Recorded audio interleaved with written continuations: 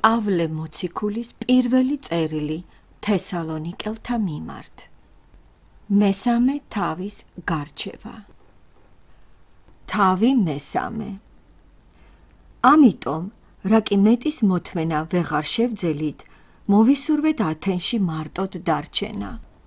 და გამოვგზავნეთ ტიმოთე, ჩვენი ძმა და ღვთისმსახური, ჩვენი თანამშრომელი ქრისტეს სახარებაში, რათა გაგვემტკიცებინეთ და გვენუგეშებინეთ თქვენს რწმენაში, რათა არავინ შემძრკალიყო ამ გასაჭირში, ვინაიდან თვითონ იცით, რომ ჩვენ საამისოდ ვართ დადგენილნი, ვინაიდან მაშინაც, როცა თქვენთან ვიმყოფებოდით, წინასწარ გეუბნებოდით, ჭირი მოგველისმეთქი, რაც ახთა კიდეც და თავადაც მოგეხსენებათ.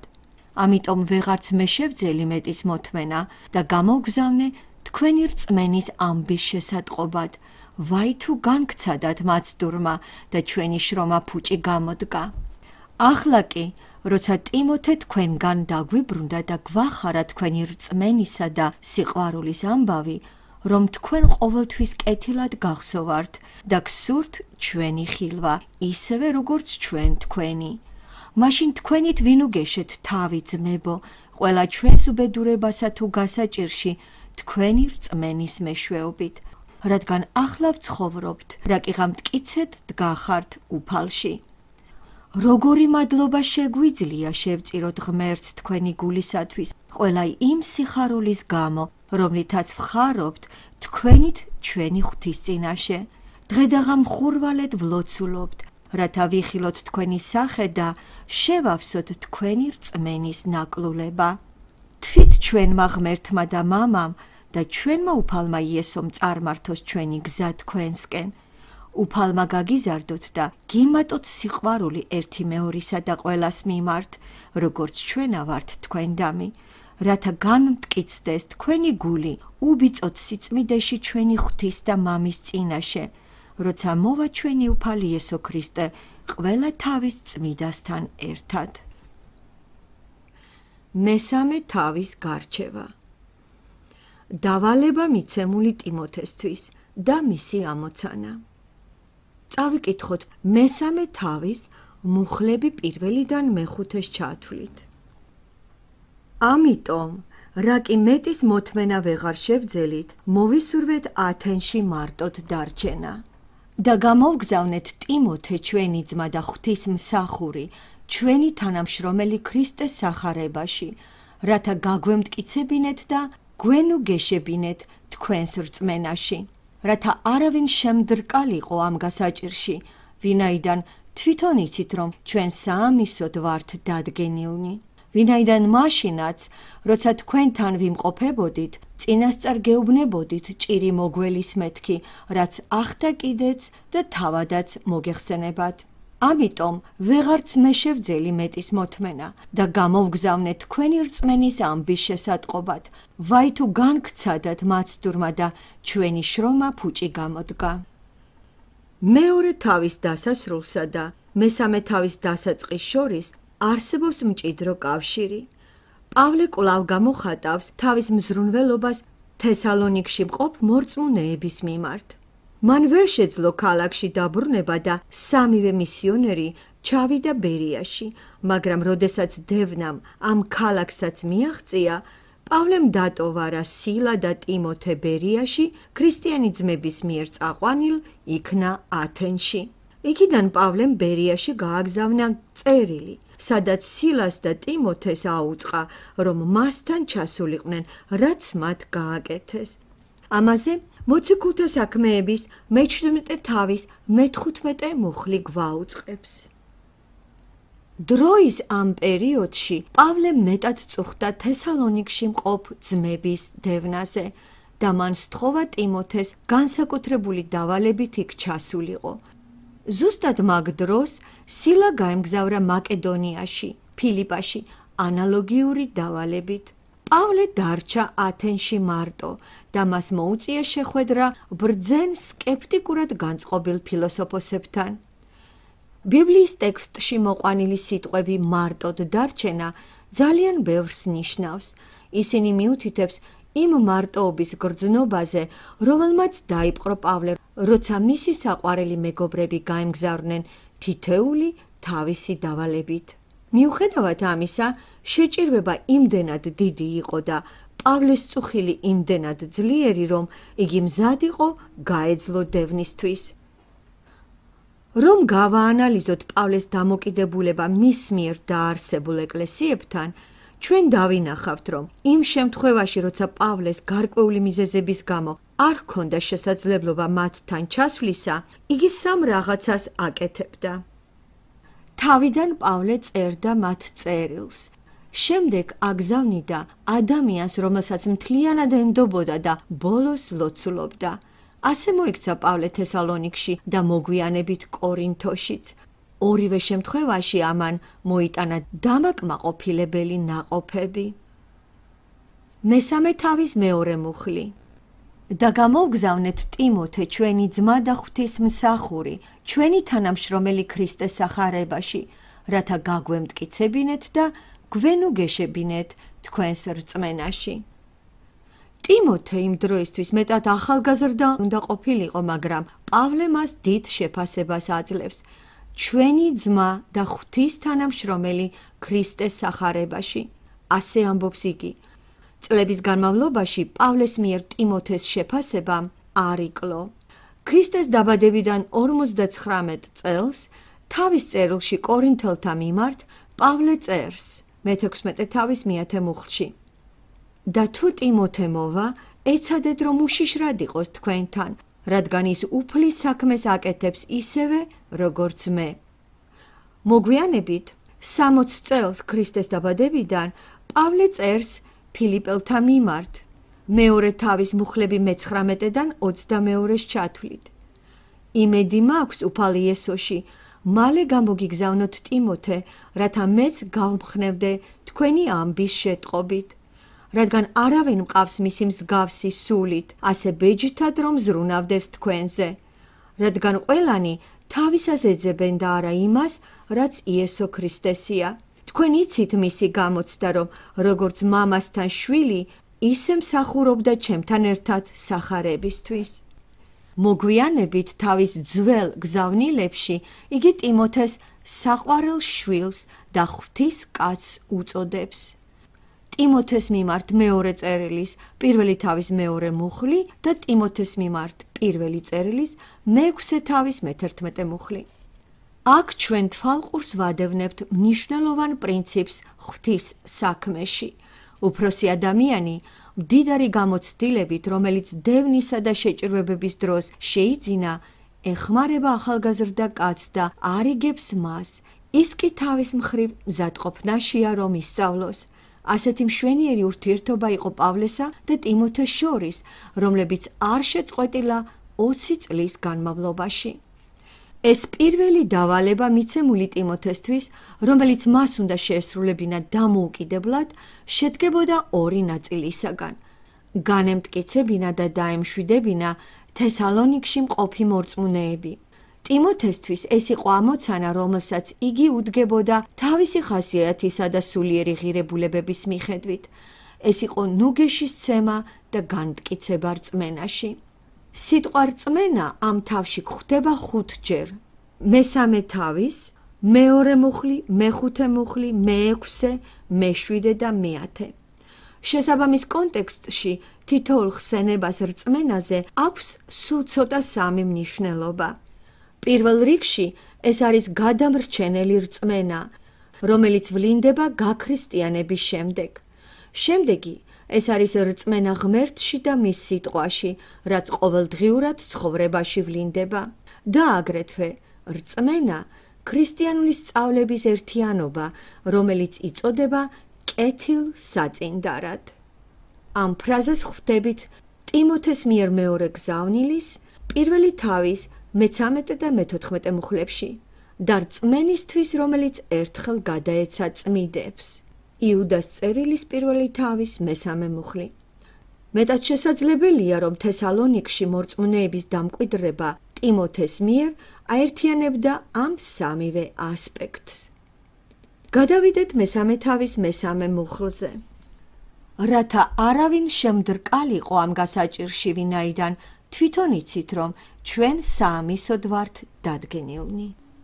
მიზანი კონკრეტული და ნათელია, რათა არავინ შემდრკალიყო ამ გასაჭირში, რადგან თავად იცით, რომ საამისოდ ვართ დადგენილნი.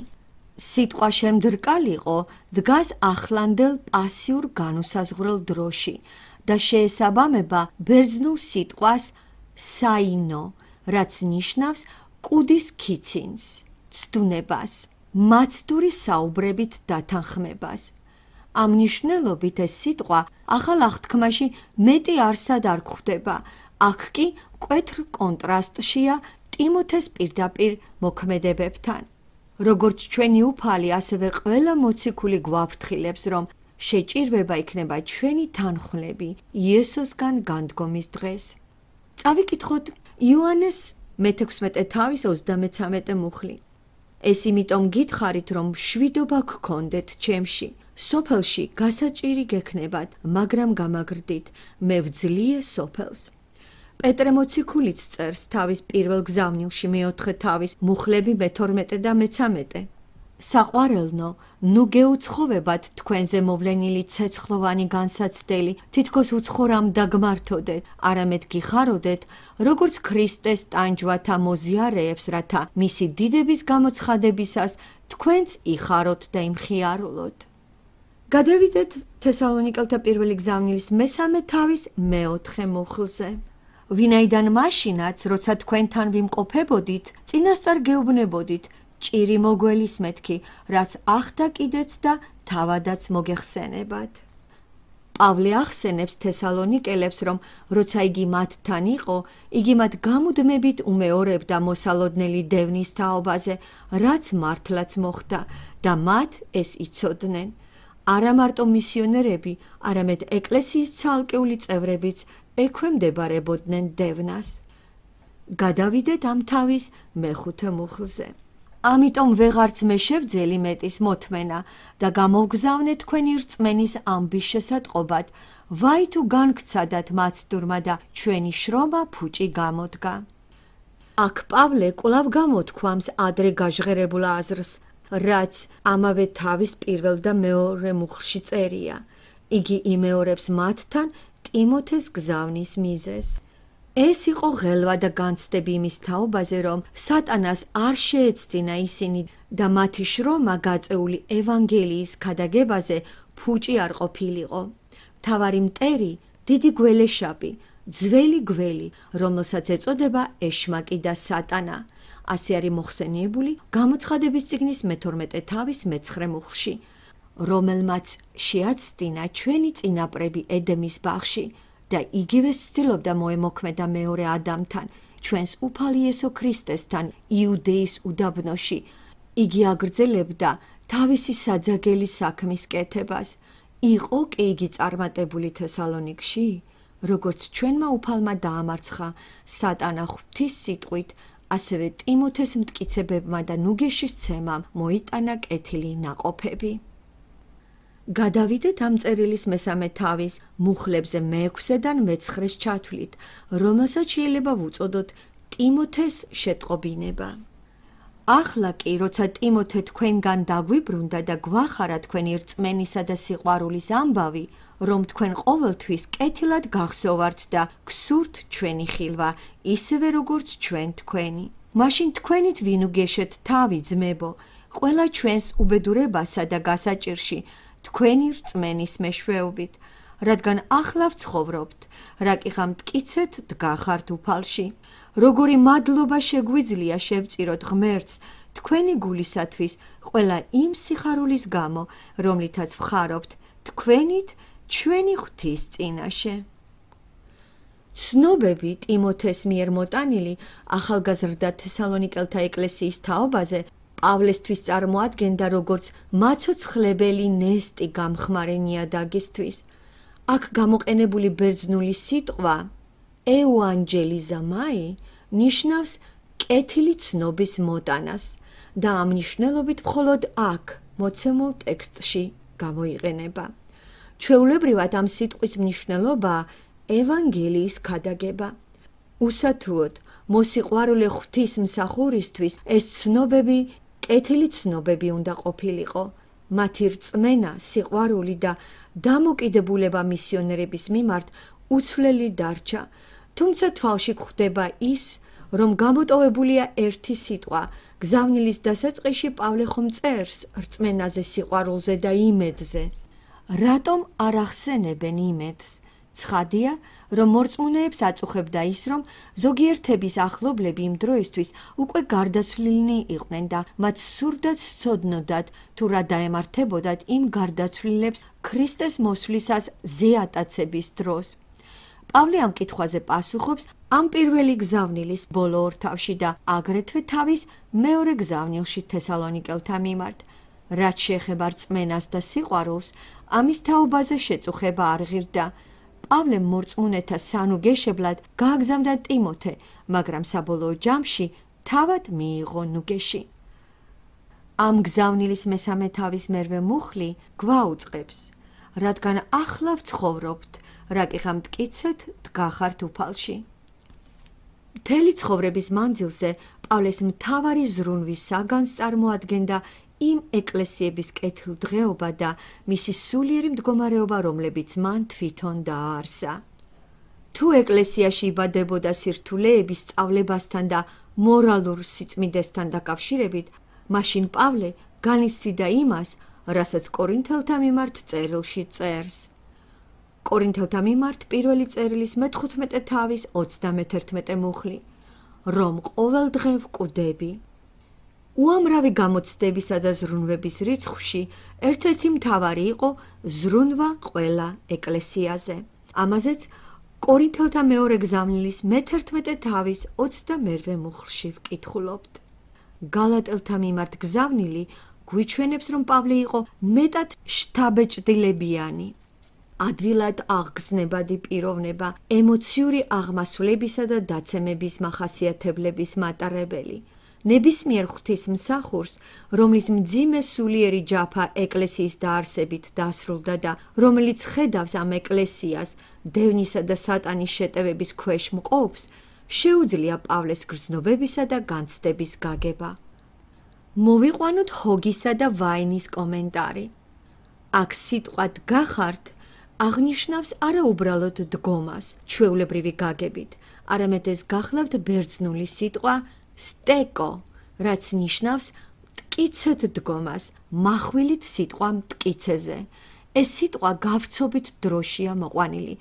სიტყვა რაკიღა არ აყენებს ეჭვის ქვეშ სიმტკიცეს, არამედ აჩვენებს, რომ მოციქულის სულიერი სიმშვიდე დამოკიდებულია მათ შეურყევლობაზე, ანუ სანამ მტკიცედ დგახართ, ჩვენ ვხარობთ. ციტატის დასასრული. მესამე თავის მე-9 მუხლი. როგორი მადლობა შეგვიძლია შევწიროთ ღმერთს თქვენი გულისათვის, ყველა იმ სიხარულის გამო, რომლითაც ვხარობთ თქვენით ჩვენი ღვთის წინაშე. პავლე მესამედ მადლობას იხდის თესალონიკში მყოფი ხალხის ქრისტესკენ მობრუნების მორწმუნეთა გამო. ადრე იგი მადლობას იხდის მათი შესამჩნევი ნაყოფის გამო, რასაც ამავე გზავნილის პირველი თავის მეორე და მესამე მუხლში ვკითხულობთ, აგრეთვე მათ დამოკიდებულებაზე ღვთის სიტყვის მიმართ, რაც მეორე თავის მე-13 მუხლში განვიხილეთ. აქ კი იგი მესამედ იხდის მადლობას იმ ნუგეშისთვის და გულიდან გადმოღვრილი სიხარულის გამო, რომელსაც იგი განიცდის გაიგო რა კეთილი ცნობა ტიმოთესაგან თესალონიკის ეკლესიის შესახებ. ისინი წარმატებულნი იყვნენ და ეს იყო მისთვის მთავარი. შემდეგი ნაწყვეტი, მუხლები მე-10-დან მე-13-ს ჩათვლით, შეიძლება დავასათაუროთ როგორც პავლეს ლოცვა. წავიკითხოთ. დღე და ღამ ხურვალეთ ვლოცულობთ, რათა ვიხილოთ თქვენი სახე და შევავსოთ თქვენი რწმენის ნაკლულება. თვით ჩვენმა ღმერთმა და მამამ და ჩვენმა უფალმა იესომ წარმართოს ჩვენი გზა თქვენსკენ. უფალმა გაგიზარდოთ და გიმატოთ სიყვარული ერთი მეორისა და ყველას მიმართ, როგორც ჩვენა ვართ თქვენ დამი, რათა განმტკიცდეს თქვენი გული უბიწოთ სიწმიდეში ჩვენი ღვთის და მამის წინაშე, როცა მოვა ჩვენი უფალი იესო ქრისტე ყველა თავის წმიდასთან ერთად. დავიწყოთ მე-10 მუხლის გარჩევით. ამ გზავნილის მეორე თავის მეცხრე მუხლში ლაპარაკია იმაზე, რომ პავლე დღე და ღამე შრომობდა, იგულისხმება ხელსაქმე, როცა იგი კარვებს ამზადებდა. აქ პავლე დიდი მონდომებით ლოცულობს დღე და ღამე. 24 მუხლი, თითქმის მეხუთედი თესალონიკელთა მიმართ პირველი და მეორე გზავნილების 136 მუხლიდან მიძღვნილი აქვს ლოცვას და სწავლებას ლოცვის შესახებ. პავლეს მთელი ცხოვრება და სწავლება ლოცვით იყო გაჟღენთილი. ბერძნული სიტყვა ჰუპერეკპერისო, თარგმნილი როგორც მხურვალეთ, რუსულ თარგმანში всеусердно, რთული მიმღეობა, რომლის სრული მნიშვნელობა უკიდურესი, ყველა საზღვრებს გადასული. ეს სიტყვა კიდევ ორ ტექსტში გვხვდება, ეფესელთა მიმართ წერილის მესამე თავის მეოცე მუხლში და თესალონიკელთა პირველი გზავნილის მეხუთე თავის მე-13 მუხლში. იქმნება შთაბეჭდილება, რომ ამის დამწერი თითქმის გაჭირვებით არჩევს სიტყვებს, რათა გადმოსცეს გრძნობები, რომლებიც აღწერას არ ექვემდებარება. ამ მისწრაფების მიზანია მათი კვლავ დანახვა და აღვადგინოთ, რაც აკლია თქვენს რწმენას. სიტყვას აღვადგინოთ შეესაბამება ბერძნული სიტყვა კატარტიზო, რაც ნიშნავს შეკეთებას, აღდგენას, წესრიგში მოყვანას, ანუ შევსებას. პავლემ თესალონიკში შედარებით მოკლე ხანი დაჰყო, ამიტომ ბუნებრივია, რომ ზოგიერთი სწავლებანი მორწმუნეთათვის ჯერ კიდევ გაუგებარი დარჩა. ფრაზა რაც აკლია თქვენს რწმენას გულისხმობს როგორც მოციქულებრივ სწავლებაში შეუვსებლობას, ასევე მათ ქმედებებშიც. გადავიდეთ მე-11 მუხლის გარჩევაზე. თვით ჩვენმა ღმერთმა და მამამ და ჩვენმა უფალმა იესომ წარმართოს ჩვენი გზა თქვენსკენ. ჰოგი და ვაინი ამ ტექსტს შემდეგნაირ კომენტარს უკეთებენ. ამ მუხლს უაღრესად დიდი მნიშვნელობა აქვს, რამე თუ მასში გადმოცემულია ქრისტეს ღვთიური წარმოშობის დოქტრინა. აუცილებელია გვახსოვდეს, რომ ეს გზავნილი ერთ-ერთი ყველაზე ადრეული დოკუმენტია ქრისტიანობაში და ამიტომაც წარმოადგენს ყველაზე სანდო მოწმობას საწყის მოციქულებრივ სწავლებაში. ციტატის დასასრული. ამ მუხლიდან ცხადია, რომ თესალონიკელებისთვის ახსნილი იყო იესო ქრისტეს ერთობა ღმერთთან, რადგან პირველი ლოცვა მიმართულია უფალ იესოსკენ მამასთან ერთობაში. საჭირო აღვნიშნოთ, რომ მამასთან ერთად ერთობაში ღვთაებრიობის მნიშვნელობით უფალი იესო განსხვავდება მამისაგან როგორც პიროვნება. მეორე, უფალი იესო და მამა ღმერთი წარმოადგენენ ერთს, როგორც ადამიანური გზის წარმართველი. მესამე, ბერძნული სიტყვა, თარგმნილი როგორც წარმართოს, დგას მხოლობით რიცხვში მიუხედავად იმისა, რომ ქვემდებარე შედგება ორი სიტყვისაგან.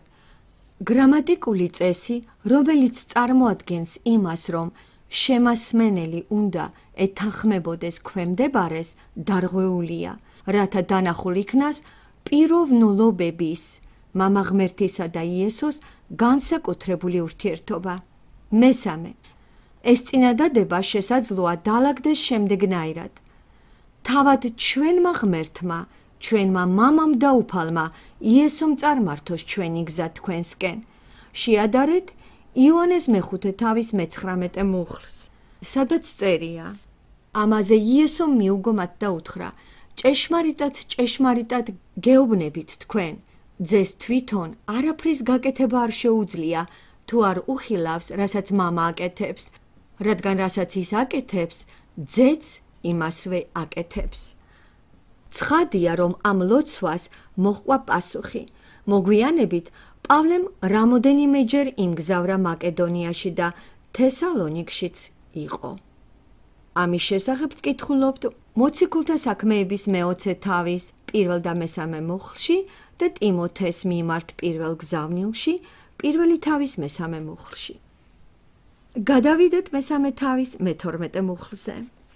უფალმა გაგიზარდოთ და გიმატოთ სიყვარული ერთი მეორისა და ყველას მიმართ, როგორც ჩვენა ვართ თქვენდამი. მეორე სათხოვარი ლოცვაში.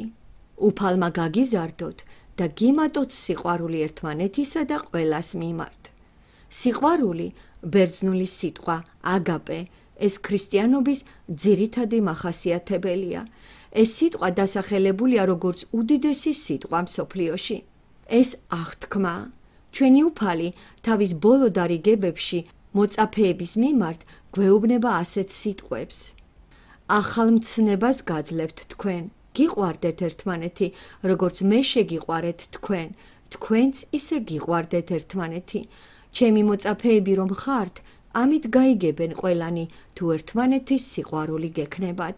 იოანეს სახარება მე-13 თავის მუხლები 34 და 35. ამ განხილულ კონტექსტში სიყვარული ეს ის არის, რისი საშუალებითაც ღმერთი თავის შვილებში გვიხსნის ქრისტეს სახებას. განვიხილოთ მე-13 მუხლი.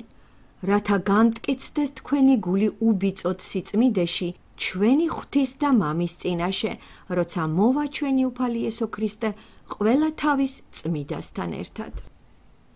მესამე სათხოვარი. რათა გამტკიცდეს თქვენი გული უმწიკვლოთ სიწმიდეში ჩვენი ღვთისა და მამის წინაშე, ჩვენი უფლის იესო ქრისტეს მოსვლისას ყველა თავის წმიდასთან ერთად. სიწმიდე წარმოადგენს მნიშვნელოვან სიტყვას საღვთო წერილში. ღმერთი წმიდაა და თავისი შვილებისაგან იგი ითხოვს იგივეს. ორიგინალში ეს სიტყვა ნიშნავს გამოყოფას. ჩვენი სიტყვა სიწმიდე და გაწმიდავება წარმოდგება ორი ბერძნული სიტყვისაგან. ბერძნული სიტყვა ჰაგიოს და აქედან წარმომდგარი სიტყვები მორწმუნეებთან მიმართებაში გამოიყენება 4 ასპექტში. პირველი, ღმერთის მიზანი თავისი შვილების მიმართ, რომ ისინი იყვნენ წმინდანები. რომელთა გზავნილი მერვე თავის 29 მუხლი, კორინთელთა მიმართ პირველი გზავნილის პირველი თავის მეორე მუხლი, პეტრეს პირველი გზავნილი პირველი თავის მეორე მუხლი და იუდას წერილი პირველი თავის პირველი მუხლი. მეორე, ეს გახლავთ მდგომარეობა ღმერთის წინაშე, რომელიც ადამიანს ეძლევა უშუალოდ მისი ქრისტესკენ მობრუნებისას. ეს არ გახლავთ თანდათანობითი ცვლილება ან მორალური თვისებების შეძენა, არამედ მყისიერი აქტია, როგორც გამართლება. კორინთელთა მიმართ პირველი გზავნილის პირველი თავის 30 მუხლი და მუხლები მე-6-დან მე-11-ს ჩათვლით. მესამე, თანდათანობითი პრაქტიკული ცვლილებანი, რომლებიც მორწმუნე ადამიანის მიწიერ ცხოვრებაში შეინიშნება. კორინთელთა მეორე გზავნილის მე-7 თავის პირველი მუხლი. ეს გახლავთ სულიწმიდას მუშაობა განსაწმედელი ღვთის სიტყვის საშუალებით. ვეცნობით ეფესელთა მიმართ გზავნილის მე-5 თავის 26 და 27 მუხლებში და იოანეს სახარების მე-17 თავის მე-17 მუხლში. მეოთხე ასპექტი, საბოლოო გაწმენდა აღწევს ჩვენი უფლის იესო ქრისტეს მოსვლისას, ბერძნულად პაროუსია, ყველა თავის წმიდასთან ერთად. თესალონიკელთა მიმართ პირველი გზავნილის მე-3 თავის მე-13 მუხლი და მე-5 თავის 23 მუხლი და იუდას გზავნილის პირველი თავის 24 მუხლი. იბადება კითხვა, როდის მოხდება მორწმუნის ეს დიდებული გაწმიდავება? იქნება კი ეს ზიატაცების დროს, თუ უფალი იესოს გამოცხადებაში ზეციდან, რომელიც აღწერილია შემდეგ ნაწყვეტში, თესალონიკელთა მეორე გზავნილის პირველი თავის მუხლები მე-7-დან მე-10-ს ჩათვლით. ის ფაქტი, რომ აქ გამოიყენება ბერძნული სიტყვა პაროუსია, თანდასწრება და არა აპოკალიფსის გამოცხადება, უსათუოდ მიანიშნებს ზეატაცებაზე. მაშინ მორწმუნე მიიღებს თავის განდიდებულ სხეულს აღდგომისას და ზეატაცებულ იქნება, რათა მარადისობაში დაემკვიდროს ადგილი უფალთან. მეორე საკამათო საკითხია შემდეგი სიტყვების მნიშვნელობა, ყველა თავის წმიდასთან ერთად. ზოგიერთები თვლიან, რომ აქ იგულისხმება ანგელოზთა ჯგუფი, რომლებიც ქრისტეს მეორედ მოსვლის თანხლებით იქნებიან. სინამდვილეში ქრისტე ნამდვილად იქნება ანგელოზების თანხლებით, მისი დიდებული გამოცხადების დროს, მაგრამ აქ ამაზე არაა საუბარი. პავლე თავის გზავნილებში ხშირად იყენებს სიტყვას წმიდანები და ყოველთვის მორწმუნეებთან მიმართებაში და არასოდეს ანგელოზებთან. მას რატომ გააკეთებდა აქ გამონაკლის? კიდევ ერთი კითხვა. იგულისხმება თუ არა ყველა წმიდასთან ერთად პატრიარქები და ძველი აღთქმის მორწმუნენი? იქნებიან კი ისინი ზიატაცებულნი ეკლესიასთან ერთად? ზიატაცებაზე ვკითხულობთ ამავე გზავნილის მეოთხე თავის მუხლები მე-13-დან მე-18-ს ჩათვლით. ამ თემას მოგვიანებით განვიხილავთ მეოთხე თავის გარჩევისას. აქ კი აღვნიშნავთ, რომ წმინდანები, რომლებიც ცხოვრობდნენ ძველი აღთქმის ეპოქაში, წარმოადგენენ ჯგუფს, ეკლესიისგან გამოყოფილს, მაგრამ უეჭველად წარმოადგენენ იმათ, ვინც ქრისტესია. ჰოგი და ვაინი ასეთ კომენტარს აკეთებენ. ყველა წმიდანი ესენი არიან ისინი, ვინც ქრისტეშია. როგორც თანამედროვე აწყო დროს, ასევე წარსულში, აწყოში როგორც ისინი, ვინც გადავიდა ამ ცხოვრებიდან, ასევე ისინი, ვინც ჯერ კიდევ ცოცხალია. ციტატის დასასრული. შენიშვნა. ყველა გზავნილში გამოიყოფა 4 დარიგება, რომელიც ტიმოთეს მიუღია პავლესგან. პირველი, თესალონიკელთა ნუგეშის ცემა და გამხნევება, ეს არის პირველი გზავნილის მესამე თავი და წარმოადგენს 54 წელს ქრისტეს დაბადებიდან. მეორე, კორინთოში მორწმუნეთა გამოსწორება, კორინთელთა მიმართ პირველი გზავნილის მეოთხე თავის მე-17 მუხლი და ესაა 59 წელი ქრისტეს დაბადებიდან. მესამე, დარიგება ეფესოში, ტიმოთეს მიმართ პირველი გზავნილის პირველი თავის მუხლები მე-3 და მე-4 და ეს გახლავთ 65 წელი ქრისტეს დაბადებიდან და მე-4, ურთიერთობა რომში. ტიმოთეს მიმართ მეორე გზავნილის მე-4 თავი, მუხლები მე-9, მე-11, მე-13 და 21 და წარმოადგენს 66-67 წელს ქრისტეს დაბადებიდან.